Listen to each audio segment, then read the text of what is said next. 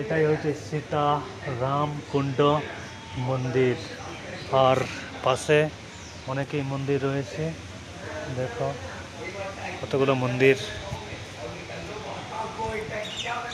এখানে সিঁড়ি দিয়ে নামতে হবে।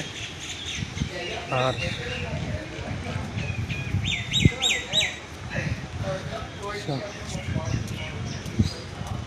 এদিকে গয়া নদীটা, আর এদিকে অনেকগুলো মন্দির রয়েছে।